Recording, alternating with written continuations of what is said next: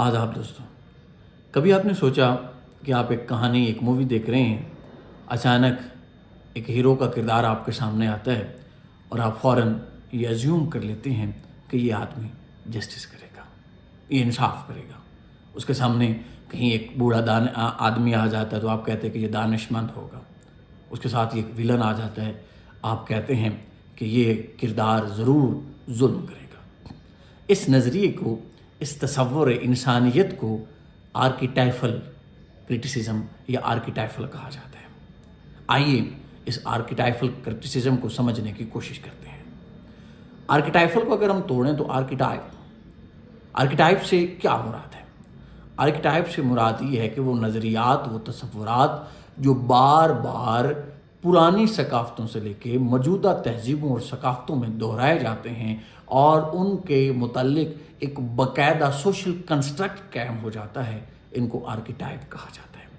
اور اگر ہم آرکیٹائپ کی ڈیفینیشن کو سمجھنے کے بعد آرکیٹائفل کرٹیسزم کو دیکھیں تو اس سے مراد یہ ہوگا کہ کسی ڈرامہ، کسی ناول، کسی پلے، کسی پیس آف آرٹ یا کسی اساطیر میں وہ کردار جو بار بار دہرائے جائیں اور ان کا جو ایکٹ ہے، جو ایکشن ہے وہ سیم رہے، کام سیم رہے۔ مثلاً کوئی انسان دکھ میں ہے، اچانک کوئی مسیحا آ کے اسے بچا لیتا ہے، اس کو اس تصور کو یہ پرانے اساطیر میں بھی موجود ہوگا، آج بھی موجود ہے۔ اس کو آرکیٹائفل کرٹیسزم کہتے ہیں۔ اس کو دوسرے لفظوں میں میتھ کرٹیسزم بھی کہا جاتا ہے، ایسے تمام واقعات کا، کرداروں کا مطالعہ جو قدیم زمانوں سے لے کے موجودہ دور تک آ رہے ہیں۔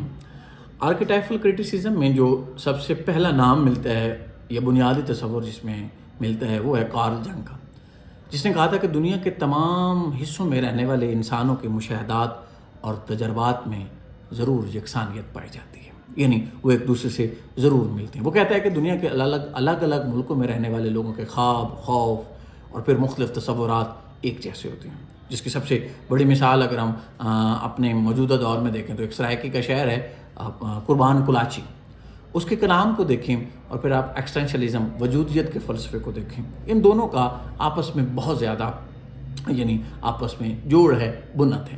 اس کے بعد دوسرا ایک کتاب لکھی گئی تھی، موڈ بارڈکن ایک رائٹر ہے، فیمیل ہے، اس نے آرکیٹائفل پیٹرن اینڈ پوئٹری، جس میں اس نے اس کے اوپر مختلف اس کے پوئٹری میں جو مختلف قدیمی تصورات کے اوپر شامل کیے گئے تھے، اس کے اوپر اس نے بات کی تھی۔ تو یہ دو بڑے نام شامل ہوتے ہیں آرکیٹائفل کرٹیسزم میں۔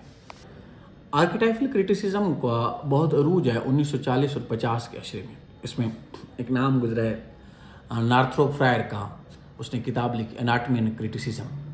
اس میں اس آرکیٹائفل کرٹیسزم کو بہت زیادہ عروج بخشا گیا۔ اس کے علاوہ سر جیمز فریزر کا کام جس میں اسٹڈی ان کمپیریٹیو ریلیجن، اس کی کتاب کا ٹائٹل ہے، اس نے لکھی، اس میں بھی اس کا کام بہت زیادہ نمایاں ملتا ہے، جس میں اس نے مختلف مذاہب اور مختلف مذاہبی جو اساطیری کردار ہیں یا مذہبی جو ہیرو کے کردار ہیں ان کی آپس میں مماثلت پائی جاتی ہے، ان کے اوپر بات کی ہے۔ اور اس نے یہ دکھانے کی کوشش کی ہے کہ کیسے ایک مذہب کی کہانی دوسرے مذہب میں، دوسرے مذہب سے تیسرے مذہب میں، ایسا ایسا وہ کہانی جو ایک وقت میں مشہور تھی، وہ دوسرے وقتوں میں کس طرح ایک عقیدے کے طور پہ متعارف کی گئی ہیں۔ تو اس کو آرکیٹائفل کرٹیسزم کہا جاتا ہے۔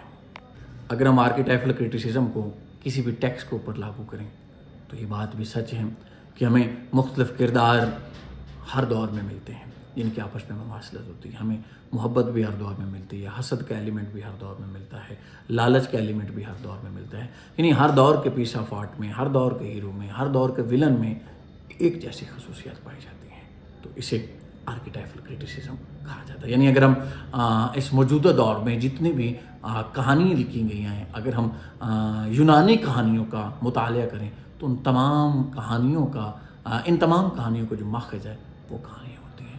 کہانی تمثیل میں ہو یا کوئی بھی ہو، اس کا اصل مقصد کیا ہے؟ سماج میں بہتری پیدا کرنا، معاشرے میں بہتری پیدا کرنا۔